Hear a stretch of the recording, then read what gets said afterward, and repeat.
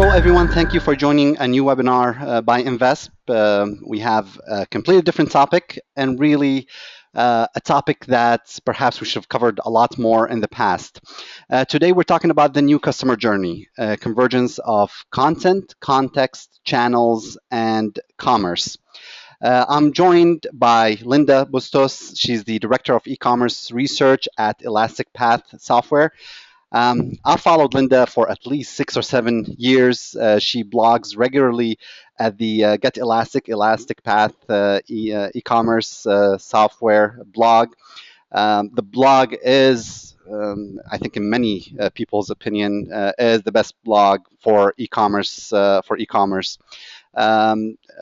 The blog has mentioned all over the place. It's ranked the first e-commerce blog according to PostRank with daily readership of over 30,000 readers.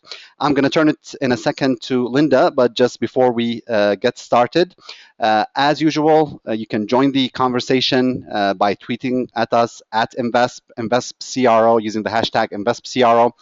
We have staff members in 3 different continents, actually, following the Twitter feed. So if you have any questions, please use Twitter, or you can use the Q&A chat feed or the chat feature in the GoTo webinar.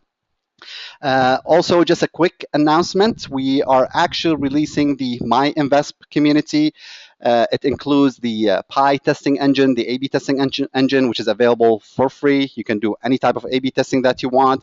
Includes quite a bit of tools on that will help you conduct conversion optimization research, recording of the different webinars and infographics on conversion optimization. You can get yourself a free account by going to pi.invesp.com. With that, let me turn it over to Linda. Linda, thank you for joining us. Hey, thank you, Khalid, and thanks for having me today. So I'm just quickly gonna. Great. Well, thanks everyone for joining today. And as Khalid said, I'm going to be talking about sort of a little bit of the history of e-commerce and how it's evolved in terms of the user experience, where we are today and where it could go tomorrow. So hopefully this is sort of a brain jogging kind of content that can get you thinking about, you know, maybe what does the next 5 or 10 years look like for your e-commerce business? So Bob Dylan's famous song, "The Times Are a-Changin'," definitely see that with technology all over the place. New devices, new experiences, new business models, new ways for shopping.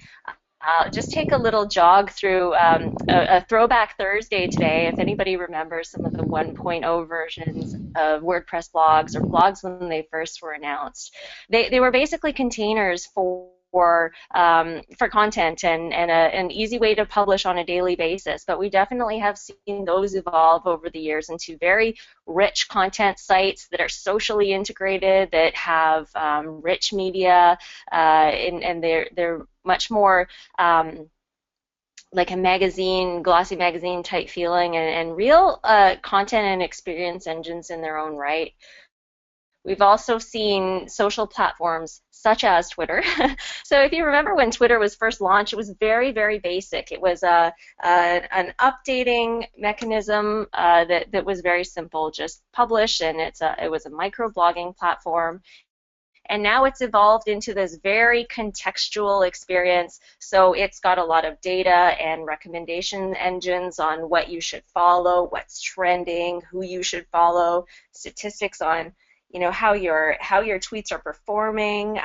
It's an advertising network. It's content that you can embed through cards and put it into your website, put it into your blog. It really has grown and evolved as a product and absorbed some of the trends that we're seeing. It lends itself really well to mobile, other social networks, and just the way that people consume content and go about their daily lives. Now, if we track back to one of the very first e-commerce experiences, you can see how we all know that e-commerce experience has evolved as well. And it's almost unthinkable to think that Amazon started off as a very simple web page with text links and no images and no personalization and no contextualization. And we could see how many steps it really has taken to get to where we are today. If you remember the ISP portals, that this is how we used to surf the web, before Google was really popular. If you remember to the early days of SEO, how important it was to get in these directories, because literally that's how people stumbled upon your website and found you. You were listed in one of these subcategories. And this type of a navigation, we found in the early e-commerce sites too. So e-commerce really tends to borrow design and borrow experiences from what's going on outside of the e-commerce world. A lot of e-commerce homepages today look very much like Pinterest, for example. That design that was created by somebody outside of e-commerce now is becoming almost ubiquitous on e-commerce sites. You can see a couple 90s references here if your eye is keen, Backstreet Boys and Pokemon. So this is about a 20-year-old website example.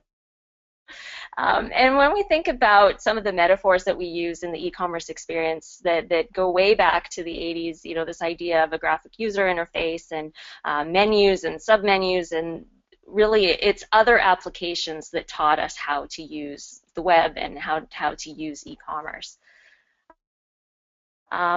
And also when we think about, every e-commerce site is essentially an e-commerce catalog. And that's how, beyond that Amazon-looking web page, it became integrating catalog with pictures and descriptions and pricing. And in the electronic version, a way to hyperlink navigate a catalog and be able to add a shopping cart. But we still call this a catalog.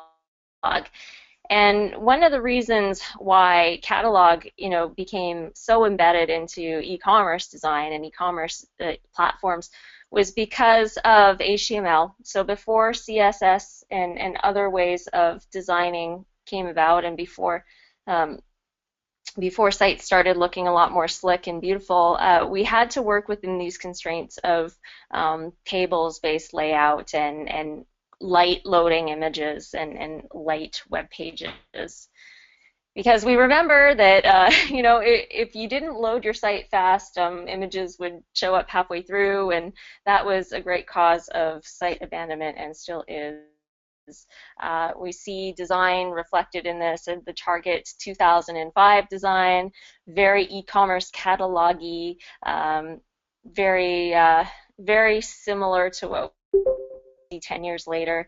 The only thing that's changed here is the launching of the comparison tool and maybe some quick info links. But again, it looks, do this side by side here, very, very similar. And so we've taken that catalog, look and feel and layout and design and tried to push it into the new emerging channels, social commerce, mobile commerce. This hasn't been working too well. If you remember the quick launch and failure of many brands, Facebook stores, we call it F-commerce for fail commerce, not Facebook commerce, because it just didn't work to take catalogs and start sticking them into new places. Customers didn't want to shop that way. The user experience wasn't that great, and perhaps social shopping was and could be much better if it was a native experience where it just seamlessly flowed within the social network. But again, when you try and take the way that things have always been done and try and shove them into new experiences, oftentimes it doesn't work. And we see this in mobile design too. And not to say that mobile websites don't do a great job in rendering the catalog, on a very small screen. But we have to ask ourselves if that's not the best use of the mobile context and the best use of the mobile screen, to take a catalog and a product page and now squeeze it down into a small space and ask the customer to continue to navigate and discover and explore the catalog this way. We do have sort and filter tools that you can port over to a mobile experience, but they are difficult to use. These oftentimes very long menus that you have to scroll to and apply filters and stuff. This is where the mobile experience starts to die down. And the larger your catalog, the more this is a problem. And we really need to start thinking about new ways to support shopping and discovery through mobile phones that isn't just trying to make a smaller version of a desktop experience just because that's the way it's always been done. So, and like I said, you know, if everybody's doing it, that's why we see everybody doing it. So I'm going to talk today about a few ideas around experience-driven commerce. And that's, you know, leveraging your data from big data to small data, structured data and unstructured data, whatever you can work with. We're going to talk about mobile devices and not in a sense of why you should be doing mobile commerce, but really what it means to the experience and what are some ways that that retailers are taking advantage and creating new experience-driven mobile interactions. I'm going to talk about content in commerce because that's becoming a lot more popular today, and now with like we've seen the explosion of social networks and blogs getting much more sophisticated and better and socially integrated, and content marketing for e-commerce really has so much more opportunity. Various different formats and a lot of things that you can do, and there still seems to remain a gap between actually monetizing that content and tying the shopping experience closer to that content marketing.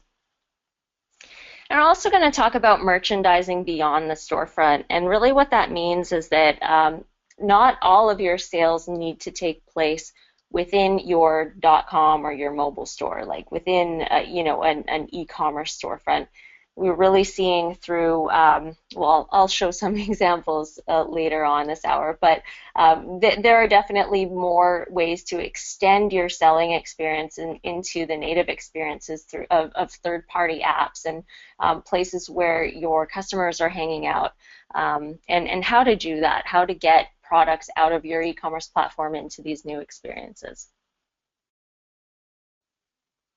So omni-channel is a buzzword that gets thrown around a lot, and it means different things to different people. Omni-touchpoint is another word that can describe, you know, just the multiple ways that customers are interacting with you. So omni-channel to an online marketer might mean all of your different you know, email campaigns and email versus social versus you know, whatever marketing channels you're doing, or if you're a multi-channel retailer, omni-channel might mean for you the in-store, the online, and maybe affiliates or resellers, that kind of thing. So just to simplify that and clarify that for this webinar is we're kind of going to lump all of that together. It's just really every single touch point that you can gather data from, that has a context around it, where a person is, what they're thinking, what they're doing,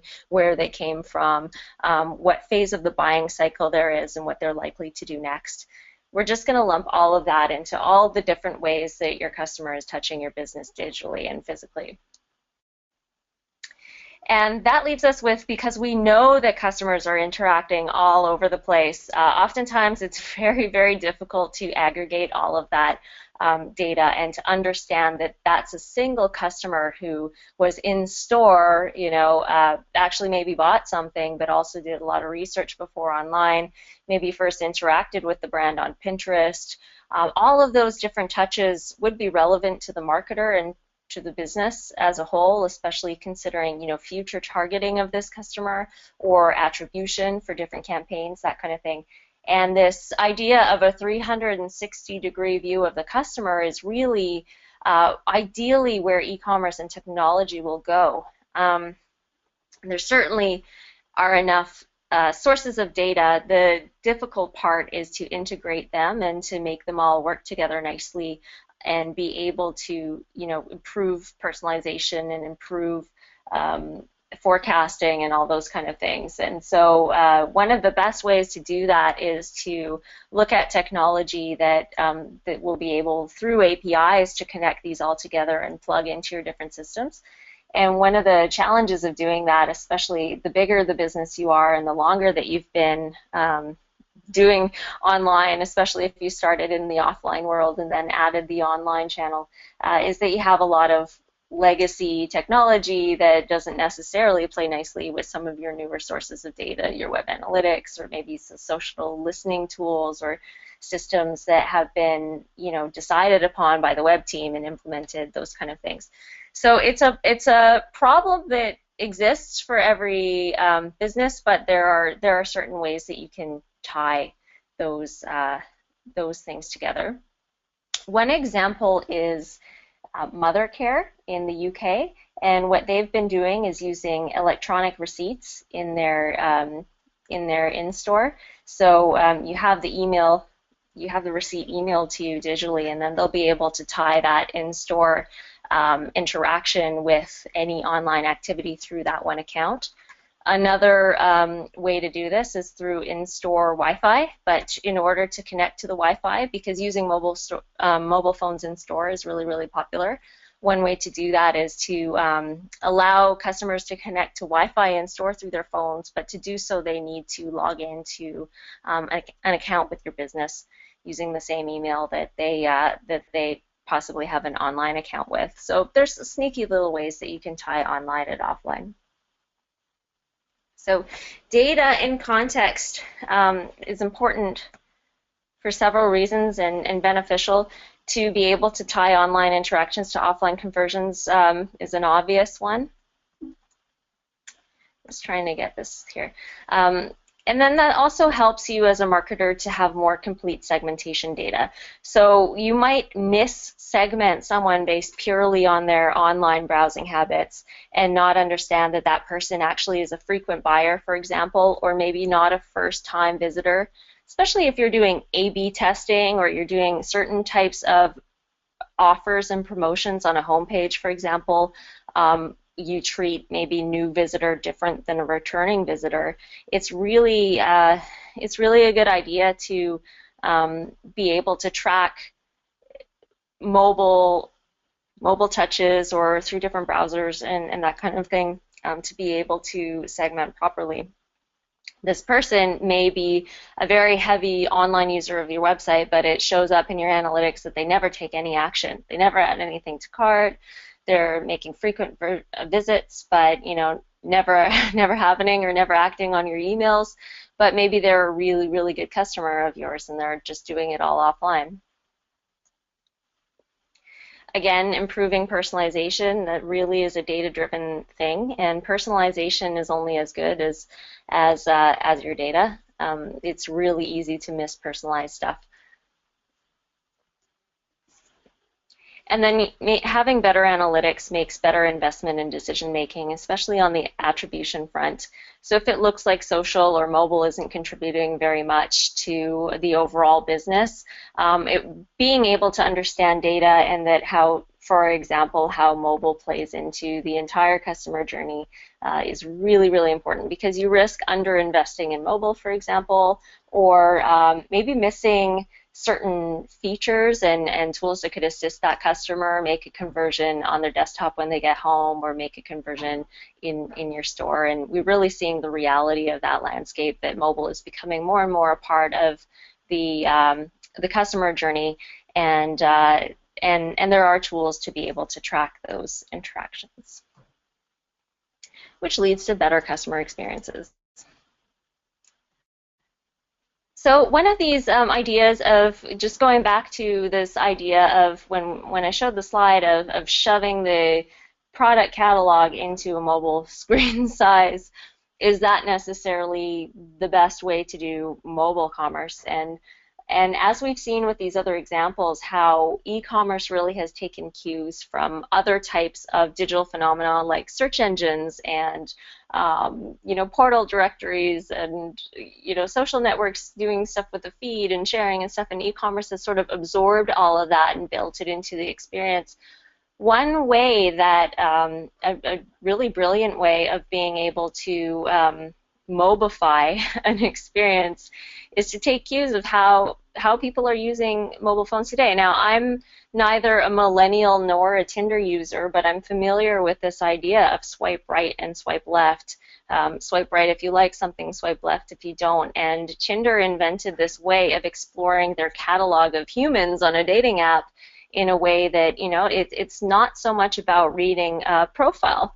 From what I understand, there's not really much profile information. It's really about that image. And in a lot of fashion and accessory sites, that's exactly what the product is. It's not so much about the specific details, but it's about that visual, and it's about what it looks like. And to explore a catalog of e-bag size, for example, which has 12,000 SKUs, using the traditional, 3-bar menu as you see on the top left side, and pouring your way through navigation menus and subcategories and further subcategories and refining, and it just is a really, really tedious experience, and it's really replicating the desktop experience rather than making it an amazing discovery experience on mobile. So being able to take a cue from popular apps and behaviors and gestures that people are used to doing, and really creating experiences around the way that people can swipe and maybe speak into the phone and take pictures,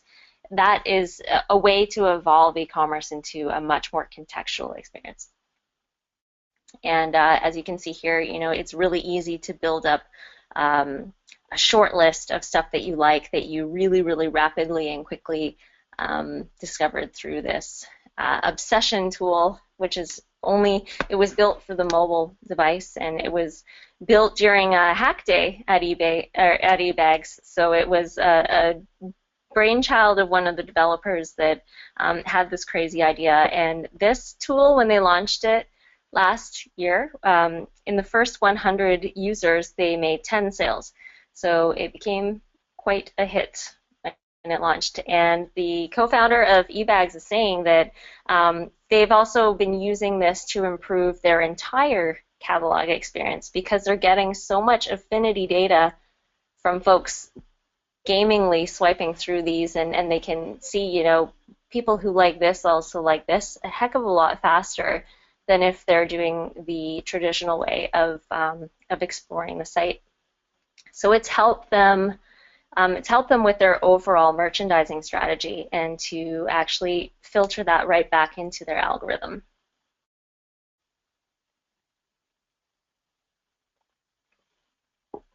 Mobile is also becoming a huge part of the omni-channel experience, and this is the idea of a mobile app not necessarily having to be a replica of the desktop experience.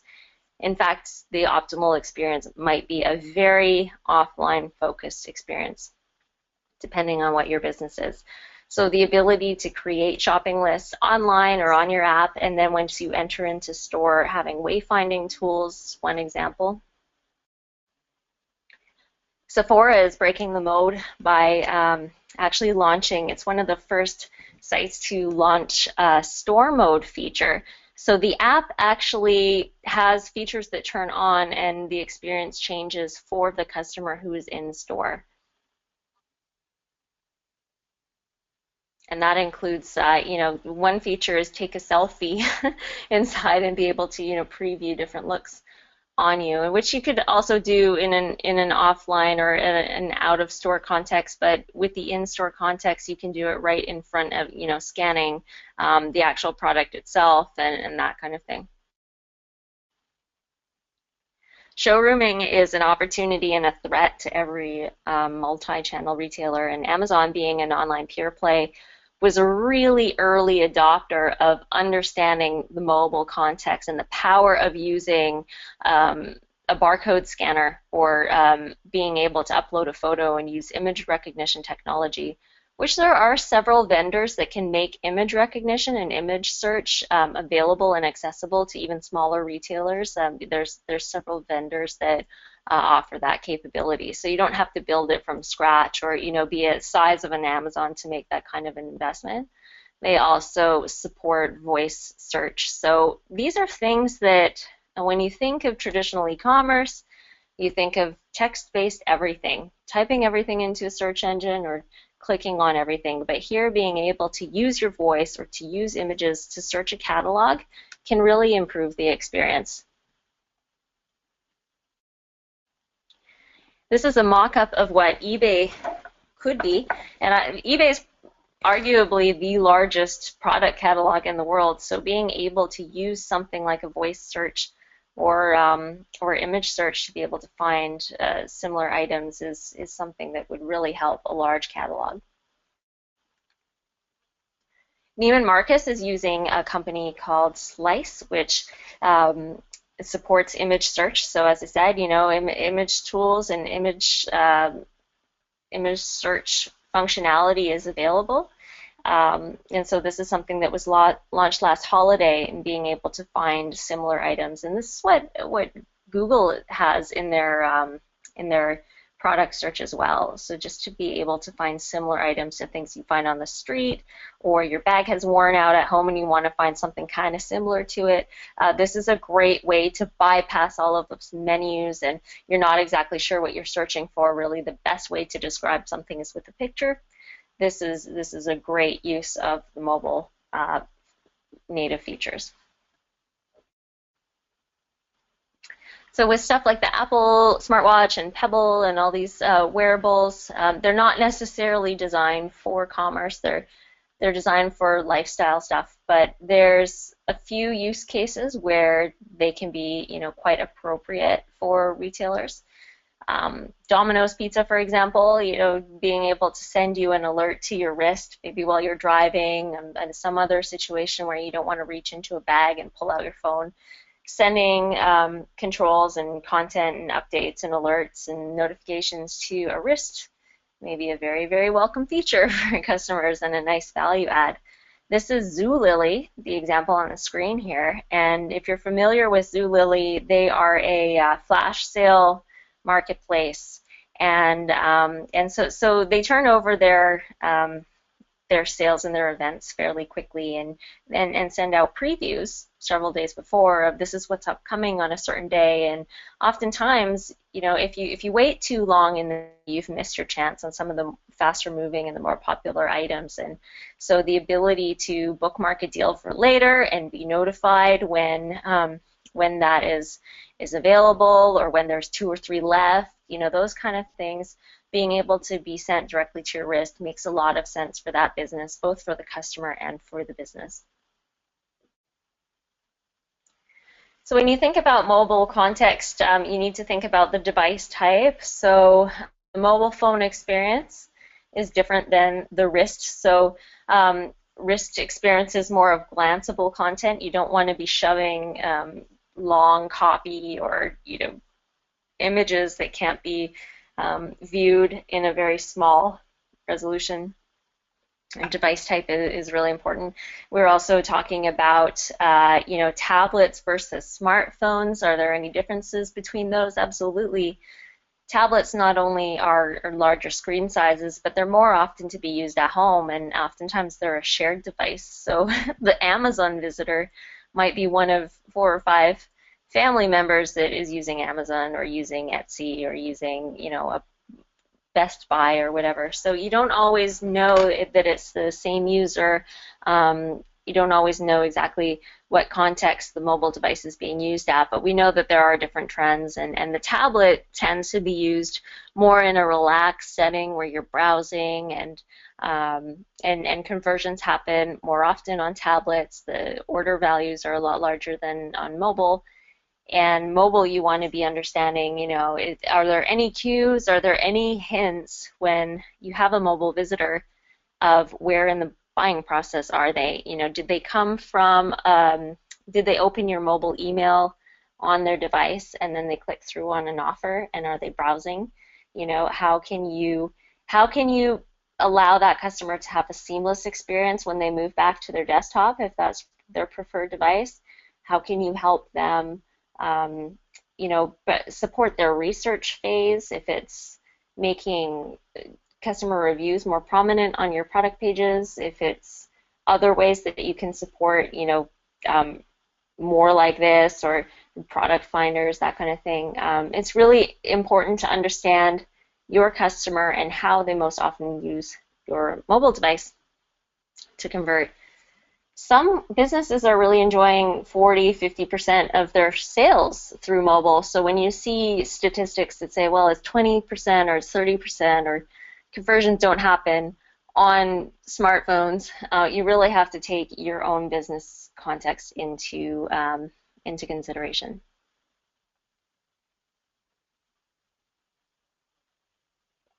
Geolocation is another piece of mobile context that can be really valuable. You can know when, if you geofence your stores, you can know when a customer is approaching your store. You can also know generally if a mobile visitor, for example, hits your web page, to be able to merchandise based on what area of the country they're in. So is it hot weather or is it cold weather? Are leaves falling off the trees, or are you in California where everything kind of stays put where it is? That kind of thing. Orientation is an interesting one. So with tablets, for example, if they're in a portrait landscape mode, and some retailers are experimenting with being able to detect if someone is leaning back when they're holding their device, because that would would insinuate a much different mindset, and more of a browsing, more of a looking around, maybe more suggestible to offers and merchandising tactics, or more interested in reading some of the rich content that you've baked into your site. If you're like a Net-a-Porter, for example, which has some editorial content, that kind of thing, they may be more in that downtime, experiencing your brand, exploring your product, versus being in a rush or researching one specific thing. Referral source is important too. In a mobile context, for example, a lot of people are using social networks on their apps in their mobile snackable moments throughout the day, checking Facebook or checking Twitter, and that's where this impulse discovery of products can come up, especially through something like Pinterest. So those type of moments, if they click through and they're coming from a referral source like a mobile, their mobile user coming from Pinterest, and they're a first-time visitor, you understand, or you can infer that that person maybe isn't necessarily, starting from an exploration type thing. It's there for one specific product, and you may consider your retargeting strategies, for example, or if you believe that that's a fresh customer that's never seen you, maybe that's when you want to pop up an overlay with a sign up to an email, or if you use this coupon within the next 5 hours, you'll be able to get X amount off. You can experiment with those different things, but understanding a referral source context can help you plan your strategies more granularly, and to experiment with things to see what works and what doesn't, given what you understand about that customer visiting, because not all mobile visitors are created the same. Landing page can be another cue. So if somebody comes into a deep page versus coming through your home page, that suggests that somebody is a little bit deeper along in their purchase journey and closer to buying. So somebody who comes from mobile search and they put in a specific keyword, they're a lot closer to buying that item than somebody who's just looking around. And again, that's the type of visitor that you might want to target with retargeting campaigns, or an incentive to purchase from your business versus others. Site navigation clues, again, is another piece of context. And so if you see somebody bouncing, pogo sticking back and forth through categories and that kind of thing, you can also sort of glean what type of mindset that person is in. If they've spent more than 5 or 6 pages of your site through mobile, that's a lot different than somebody who is spending a very short amount of time and getting off because they're checking, while they're on their commute, or they're waiting in line, or they just came through an email, that kind of thing.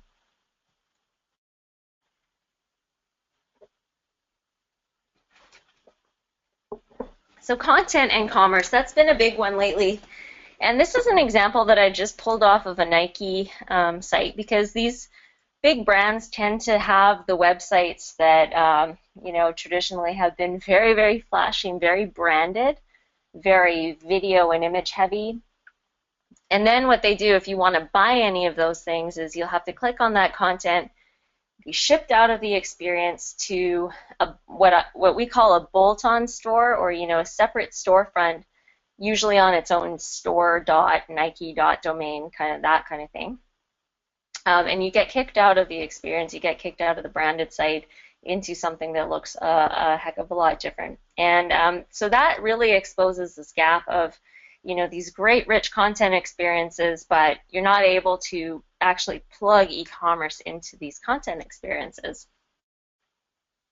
Another example, this is one of my favorite product tours, like romancing this product to death. It's a Parallax website. It's a microsite that Oakley built for its air brake goggles.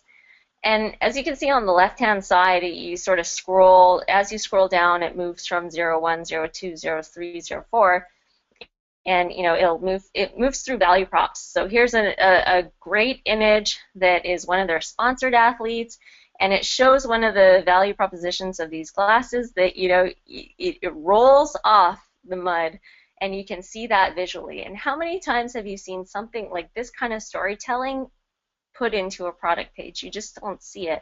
But this is a real experience. It walks you through it, blows out the product so you can see all the components and how swappable they are, and you can change lenses in seconds, and look how easy it is. And once you get down to the end of this experience and you're all sold on the product and it's great and it's done a better job than an in-store salesperson could do in showing you all the features, again, here's the buy online button, and it kicks you out to an experience very similar to this. Okay, this is what we all are familiar with, the e-commerce product page layout with the image, scroll through multiple images, text specs in a bullet point thing, and an add to cart. Now, what if you could just embed that add to cart into your microsite if you want to build something for a specific product, or if you want to redo your entire site experience like this? And for most sites, they can't do it because the e-commerce platforms were built back in the late 90s and have continued to be built the same way, where they're containers, they're templates for this kind of stuff, and haven't been able to accommodate the real rich content experiences that are possible today. So one approach to be able to solve this problem would be to design your e-commerce experience in your content management system and be able to use all of the rich design things that you want to, and then be able to just install the components of e-commerce that you want into your CMS and basically build a CMS e-commerce hybrid that pulls all of the order management that you need, and the shopping cart, and to pull in inventory and all that kind of stuff, review content right into that experience. And that is something that I'm not going to make this an advertisement for the company that I work for, but we've seen this gap, and that's how we've architected our e-commerce platform to be able to, as a headless stack, just be able to use the top of the line design technologies and front-end capabilities and best-of-breed everything, and then just actually bake the e-commerce features that you need into those experiences. So another example of this, where there's a disconnect between awesome content marketing and the actual shopping experiences, especially on a tablet, is these lookbooks. And lookbooks, shoppable lookbooks, again, are often just a hyperlink out of the lookbook into an online store, very much like that Oakley air brake example. And how much better for the brand and for the user to be able to make the shopping portion of that native to the content experience. Again, with Mr. Porte, which is the men's section of Net-a-Porter, as you can see here, like, you read this about this this famous actor, and you read his story, and this is great storytelling, and then you can shop what this cool dude is wearing. But again, it's a link outside of the experience, and how easy it would be for them just to add an add to cart button, right into this image and be able to connect that right into the shopping cart without leaving this article or without leaving its editorial section. And we see like crowdsourced merchandising happening a lot with take a selfie and this example of American Eagle where they've taken it a step further and been able to pull out the look and the available products so that the customer who's admiring this can actually, doesn't have to start from scratch and start with a search and try and find, try and locate these products. So this is great, but again, we want to be able to maybe have this image circulating on Instagram and have the exact same buying capability without having to get out of Instagram or get out of this fashion blogger's blog or get out of Facebook. And that's where we really need to see e-commerce going. And we are seeing this with the concept of merchandising beyond the storefront. We see Facebook adding this Shop Now button so that this is not a Facebook store that's embedded into a brand's product page or their brand page. It's native to the actual news feed and how it looks like. And we see this happening with Instagram. Michael Kors actually built this workaround because there isn't a native shopping functionality, but they wanted people to be able to follow them on Instagram and get the products connected. So they actually had to build this little workaround themselves. Of course, the big news this year has been the native ability to buy through Pinterest. Now, this requires a deep integration with the e-commerce platform. This requires the API from the e-commerce platform to connect with Pinterest's API. So this is literally taking the up-to-date, to-the-moment product catalog, what's available for sale, what isn't, what sizes and colors are left, what the price is at the moment, and connecting it back so that if a sale is made through Pinterest, the e-commerce fulfillment system knows and can do that seamlessly, just as if the order was placed on, in this case, Macy's.com, and it also will update the inventory, and so there will be no disparity between the two of them. And so this is a benefit and a drawback for the retailer because on the one hand, it allows you to extend your catalog, your e-commerce platform into these experiences where customers want to do their thing natively and not jump out of Pinterest and now go to maybe an unknown website or have to navigate through your site and da-da-da-da. They can store their payment information with Pinterest. They can do this all seamlessly, and on mobile it's all about reducing friction. And the downside to the retailer is, of course, you kind of lose a step of touch with the customer. It's going to be Pinterest's own checkout flow is look and feel you have no influence over, but Pinterest is not going to be the only social network or third party that's going to want to create native shopping inside of it. And to really do that, there are a couple e-commerce platforms that have already worked with Pinterest to get that integration rolling out to their customers as a feature upgrade. But for other types of retailers that want to get this done with Pinterest or with any other third party, they're going to need to have that API that connects in. And again, that comes to the way the e-commerce platforms need to change going forward is to become more headless, to become more able to just access the e-commerce services that you need to be able to take your basically export your e-commerce to these third parties, maybe through your affiliates or maybe making a separate mobile app experience that you build in-house or maybe through some of your channel partners, resellers, and that kind of thing. So just to wrap this up, towards contextual commerce, it really is all about understanding how context shapes the commerce experiences. So we covered mobile's role in digital and physical shopping, available data sources and pieces of context that you can use, and how it's really important that those pieces are integrated to be able to make any use out of them. whether it's delivering them to a mobile experience or to the in-store experience or through your own segmentation and personalization strategies.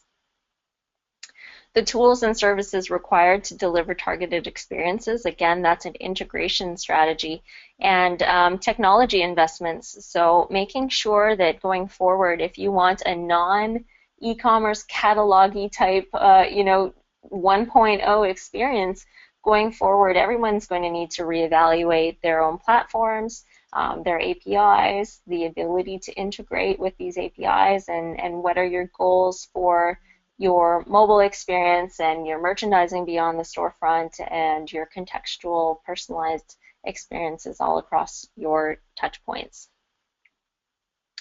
So that's all I have. If anyone has any questions, I'll throw it back over to Khalid to moderate.